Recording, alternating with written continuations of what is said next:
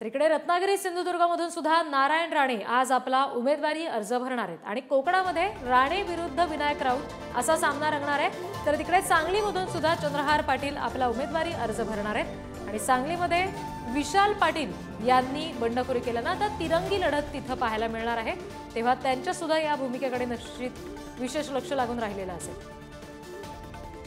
नारायण राणे आज आपला उमेदवारी अर्ज भरतील रत्नागिरी सिंधुदुर्ग लोकसभा मतदारसंघासाठी। तर इकडे सांगली लोकसभा मतदारसंघासाठी ठाकरेंच्या शिवसेनेचे चंद्रहार पाटील हे महाविकास आघाडीचे उमेदवार असतील आणि विशाल पाटील यांच्यामुळे कदाचित सांगलीमध्ये ही तिरंगी लढत पाहायला मिळू शकते। सातत्याने ही जागा काँग्रेसला मिळावी याच्यासाठी ते आग्रही होते, अगदी शेवटपर्यंत दिल्लीवारी करण्यापर्यंत त्यांनी प्रयत्न केले, मात्र ठाकरेंच्या शिवसेनेकडे अर्थात चंद्रहार पाटील यांना ही उमेदवारी महाविकास आघाडीकडून दिली गेल्यामुळे आता विशाल पाटलांच्या बंडखोरीची ही शक्यता आहे।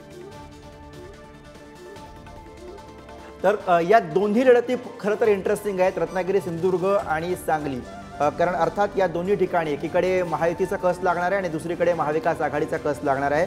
अर्थात विकास गावकर आपले प्रतिनिधी थेट रत्नागिरी सिंधुदुर्गमधून आपल्यासोबत आहेत, त्यांच्याशी बोलूयात। विकास, आज नारायण राणे हे आपला उमेदवारी अर्ज भरतायत, काल फायनली त्यांना उमेदवारी जाहीर झालेली आहे, त्यामुळे आज ते आपला अर्ज भरणार आहेत।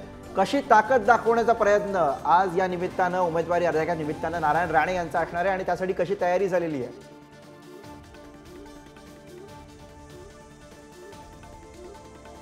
नक्कीच गुरु, जर बघितलं तर मोठं शक्ती प्रदर्शन करण्याची तयारी ही रत्नागिरी सिंधुदुर्ग जिल्ह्यात भारतीय जनता पक्षाने केलेली आहे।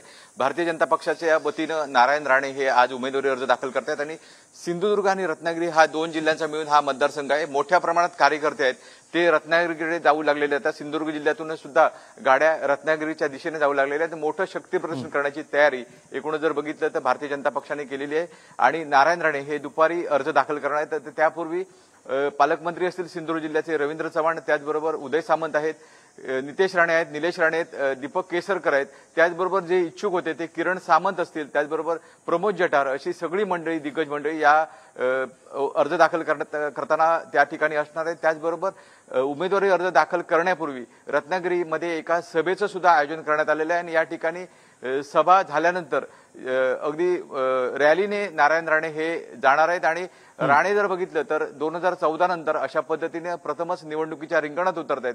त्यामुळे भारतीय जनता पक्षाने एक जल्लोष करण्याची तयारी ही गुरु या ठिकाणी ठेवलेली आहे।